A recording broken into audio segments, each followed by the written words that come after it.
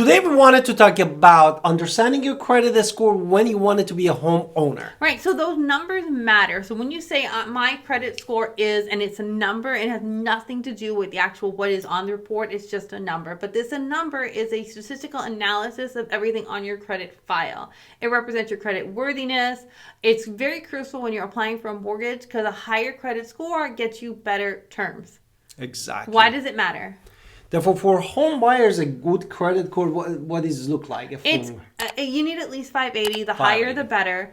Depending on the type of loan you get, the interest rates you get charged, and a higher score will save you. The higher your credit score is going to save you money in the long run. Therefore, whole point is saving you money and make you qualified for the type of mortgage that you want. But before we go to nitty bitty of these things, we wanted to do our introduction. Absolutely. So let's hit it.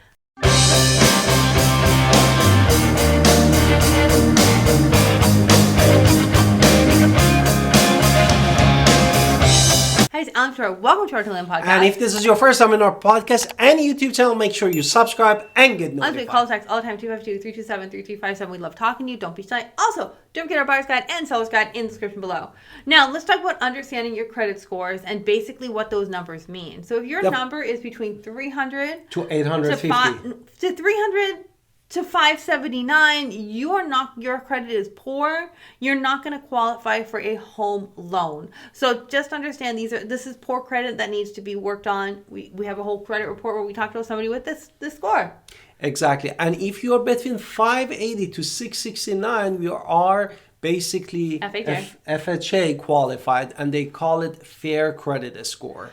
All right, you are not going to get the most competitive rates, but you're definitely in the market to buy a home. If you're 670 to 739, you're going to qualify for most loans and your rates are going to be decent. Yeah, and you have a good credit score at that point. And if you are between 740 to 799, you have a very good credit score and you are qualified for all type of loan with the best rates. Right, and then if you're 800 to 850, which I wish I was, I'm only very good, qualify for most loans at the best rates.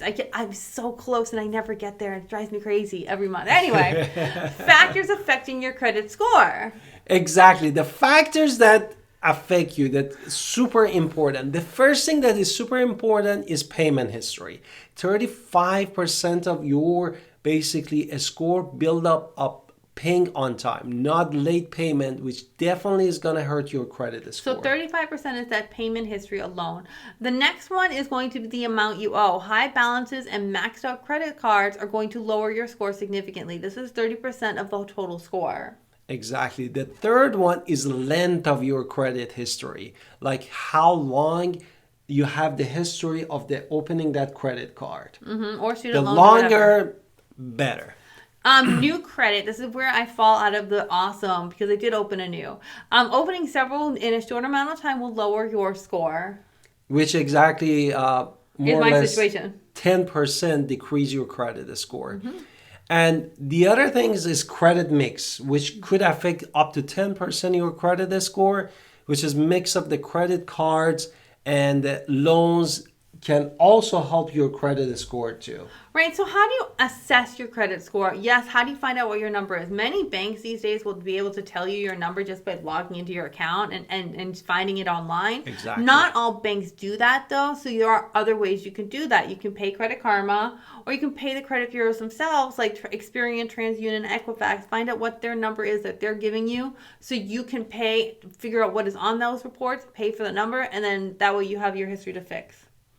Therefore, here we wanted to talk about understanding the scoring models there are FICO and Vantage score kind of model that is most common model of a scoring your credit score. And there's different levels of it. There's like 4.0, 4.5, and they all have very similar things on how they weigh it. But since they're doing it, their calculations are different. You will have a different number based on their models that they use. So it's not like one credit score is for all. It's exactly. Everybody uses a slightly different calculation, and therefore the credit number it will be different. But the game changing is here, that how you can improve your credit score and a strategy to doing that. Did we do our introduction? You did. Okay, we did. I'm sorry. To help you to be a homeowner. Okay, so we're going to pay our bills on time. Even one late payment is going to mess you up. And I've seen it happen for $12. So make sure even one payment will be all of them are on time.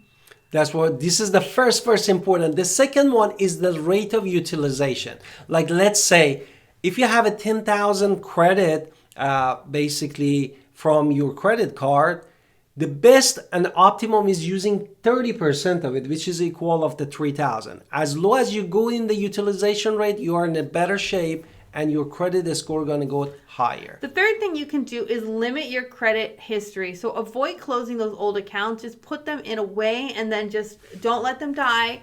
Every so often, use it and pay it right off. The next thing is the new credit. Limit new credit application. Literally, unless you really want something like I did, because I wanted to go to a different credit card because I wanted to get some points. So, I mean, that's why I did it. However, I know that it's affecting my number.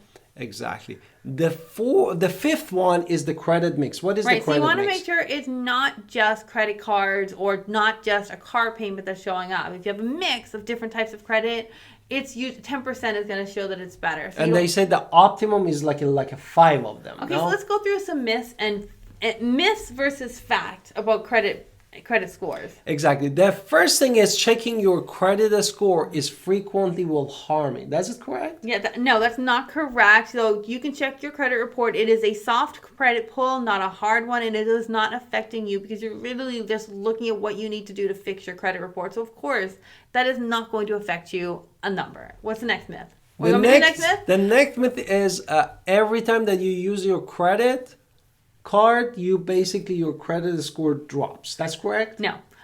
What will drop it is if you do not pay it off in full every single month. So high utilization is going to have a negative effect. So if you use it and pay it off, this is the best thing you can do because you're using the credit card and then you're paying it off. I'm saying pay it off as much as possible. Exactly. So live on what you can, get your points, but for whatever you're trying to do, but make sure that you're paying your bills on time.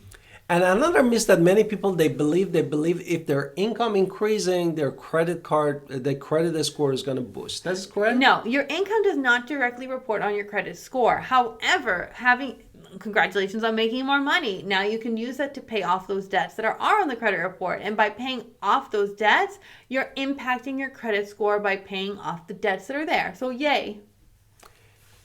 The next myth is paying off a negative record like, for example, collection account will instantly remove it from your credit report. That's correct? No. If some random thing has shown up, some doctor bill, something has shown up that you didn't know about, and now there's this negative record on the account, things happen in life. Just by paying it off, it doesn't remove it. It's just going to show, it's still going to stay there for 7 years as a paid debt. So it's still better to pay it off, get rid of it, but have it as a paid thing. Okay. The next myth is you need to carry a credit card balance to build your credit score. No. This is a fact. You can build your credit just as effectively by paying that balance in full every single month. So if your balance is $200 and you pay that $200 every single month and it goes down to $0 on the report you didn't create any interest. You showed usage, but you didn't show any problems. Exactly. And that's the best thing you can do.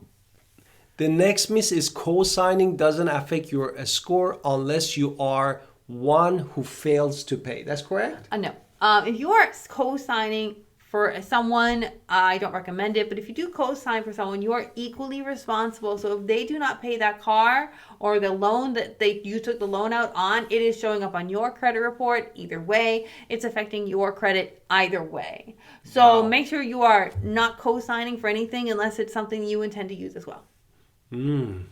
Therefore, that is super important to understand this myth and fact. Right. So we hope you loved our really quick video on how to look at your credit score, what the number means, and we have a full one on credit reports to really deep dive into how to fix your credit. And please call us at 252-327-3357. Alan Victoria, we love to help you. And make sure you write us a comment and share your thought with us in podcast or video YouTube channel. Talk to you soon.